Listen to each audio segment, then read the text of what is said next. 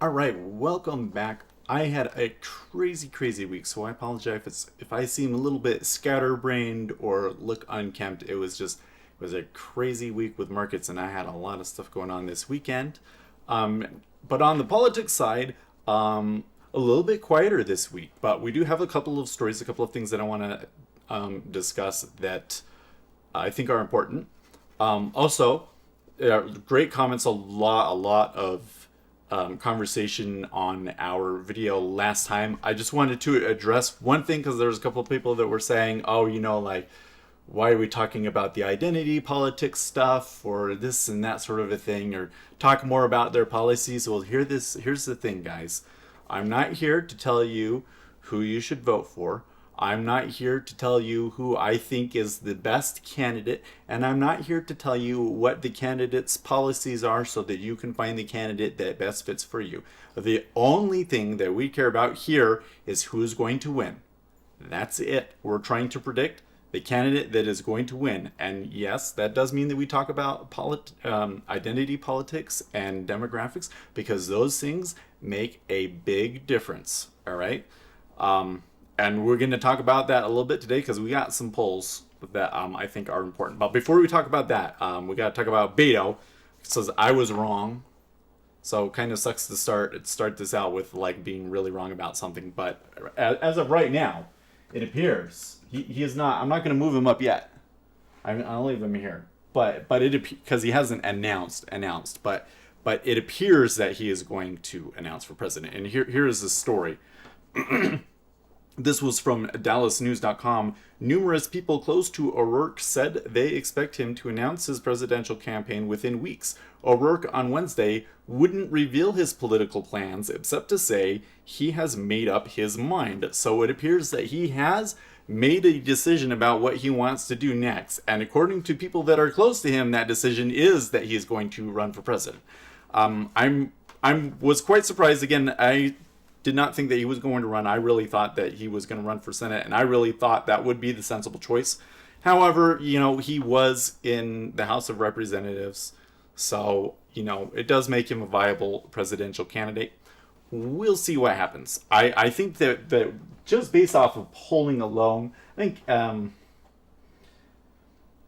well, let's get into that in a second, and because I think we're going to move a couple of people over here. All right. Okay, so here on the polling, so here's one poll that I thought was really interesting, and this one was in New Hampshire from Emerson Polling, and in this poll, Amy Klobuchar was, of course, last. That's over here. She's the one that we've been making fun of, right? But Elizabeth Warren was only ahead of her by 1 point. So, in fact, there have been some polls I've been seeing where they're like, she is the most disliked. So, obviously, I wouldn't count Elizabeth Warren out, but I think that maybe we should just move her down, if only so that we get a little bit of space here. Right? And let's move our centrists over just a little bit. All right. I mean, we say centrist, but really this is, like the center is like somewhere over here. Maybe it's not that far, but yeah. So, and by the way, Bernie Sanders led in that poll in New Hampshire. Okay, New Hampshire is an important state, so we got to keep that one in mind. All right. So there's another poll that I want to highlight from Quinnipiac. That this one was giving a lot of Republicans a little bit of fright, and it had Joe Biden trailing Donald Trump in a theoretical matchup by only 1 point. Now, I would urge a little bit of caution on a poll like this because, first of all, polling this early on will always have a little bit of trouble, especially when you're talking about the Democrat versus the Republican, because once we've gone through the primaries, everybody's view of the Democrat candidates is going to change, and the negatives are going to come out a little bit more. You also got to keep in mind that it's very difficult to predict this far in advance what the actual electorate makeup on election day is going to look like. Okay. In this particular poll, I looked and they were sampling Republicans is 38%, or sorry, 31%, and in 2016, the last election, it was 38%. So this may not be as alarming for Republicans as it appears, but they are all running pretty close. But Biden was the one that was ahead the most there. And so to be able to even threaten states like Texas, even though it's still extremely unlikely that Joe Biden would win Texas, Republicans will still have to spend resources there. And so that matters. I think that is a big positive for Biden. It really does kind of highlight why he is one of the front runners that we have here, right? So that was kind of some of the information that we got here. So I really think that Biden, Harris, and Bernie over here are our biggest contenders. If we bring Beto in here, I think that Beto probably fits somewhere right here, right?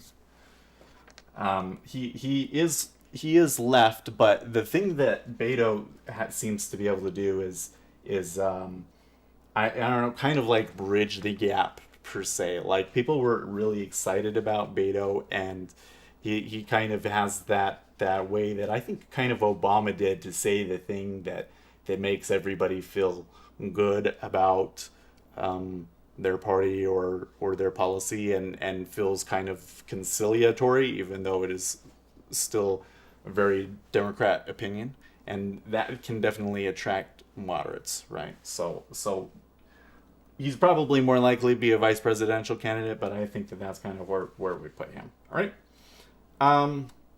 Two other things that happened. I know this is going to be a super short video, but Bernie. So Bernie here, he was on The View this week, and he kind of made a little mistake. I don't think that it's going to matter, but I think that we should just remember this, because these are the sorts of things that Bernie has done in the past. It really kind of shows you what kind of a candidate he is. And in such a crowded primary, it could be a liability later on. But when he was on The View, they kind of asked him about Hillary and getting advice from Hillary Clinton. And he said, probably not. And the way that he said it was kind of like, well, obviously me and Hillary Clinton disagree on a lot of things, and I don't really appreciate her opinion or respect her opinion on how to run a race, because she ran such a terrible race. Which is maybe, that would certainly be my first thing going through my head if somebody asked me that question, is like, well, Hillary Clinton is the last person that I want to take campaign advice from. But you don't say that, guys. This is one of those things where you always want to bring as many people in as possible. And so I think that the correct response there would be, well, we appreciate any time that people put input and want to help our party win. And you kind of leave it at that and kind of dodge the question. I think that could be a problem for him, especially since his problem is a little bit more one of demographics, that it's going to be, the groups that aren't necessarily in his camp right now. When other people start falling off, is he going to be able to bring them into his camp? And he seems to lack that particular skill right now. So that's something that I would pay attention to. And then the last story I want to talk about, Kamala Harris. So this is just from a PolitiFact article, and I will just read you the last little summary of the article here, to just be as dry as possible about what was in the article. Senator Kamala Harris claimed on a recent podcast that turning over arrested undocumented youth to immigration officials was an unintended consequence of a 2008 San Francisco policy she supported. That, in fact, was the very purpose of the policy. It was specifically designed by the San Francisco Mayor Gavin Newsom to allow local police to report arrested undocumented youth to ICE, according to news reports and those who opposed the policy. Previously, the city did not refer arrested undocumented youth to ICE.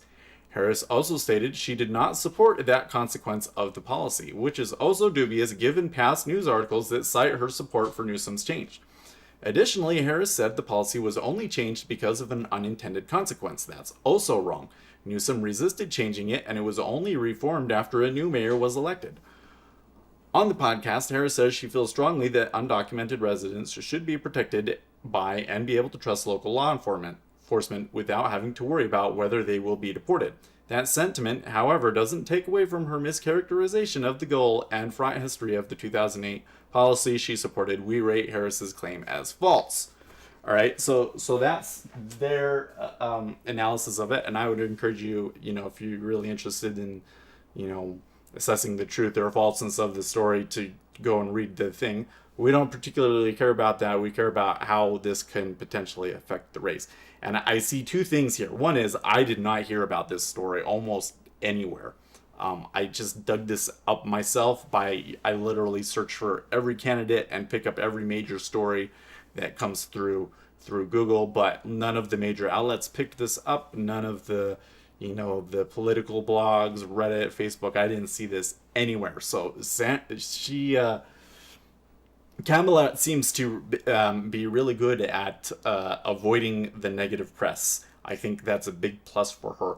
But this is also a kind of a liability, because remember, she is the diversity candidate, but she appears to have some, let's say, flip-flop issues on immigration that even though, right now she appears to be in line with the Democrat position that, well, I'm not going to try and, iterate what that is, but she said we don't want open borders, but that doesn't mean that she doesn't want a path to citizenship or something like that, right? But then some of her past actions appear to contradict that. And if her platform is a diversity platform, and she can't get Mexican Americans to support her, Latinos, I should say Latinos because it's more than just Mexicans, right? If she can't get Latinos to support her, that's kind of a big liability for her campaign. And if that's like her big selling point, that kind of knocks her down a point. I think it's a little bit too early to say if that's what's going to happen, but I do think that it's something that we should watch. All right. So anyways, that's how I see things this week. I think that things should get a little bit more interesting, because I think that Biden, in the next week or two, we probably should see Biden come out. I mean, when he announces it's going to be on a Monday. So by the time you watch this, he may have already announced. And of course, we're going to get Beto probably before the end of the month if he really is going in. I haven't closed my position, because the way that I look at it, you either make 10 times your money or you lose it all. So we'll see what happens. Anyways. And by the way, I love all the comments, even the ones that are like, you're a shill for this candidate or the other. Just remember, I'm a Republican and I don't really support any of these candidates. I'm just trying to give an analysis that can allow us to predict who's going to win and possibly make some trades or bets off of it. All right? Anyways, I will see you guys next week. And in the meantime, stay profitable, friends.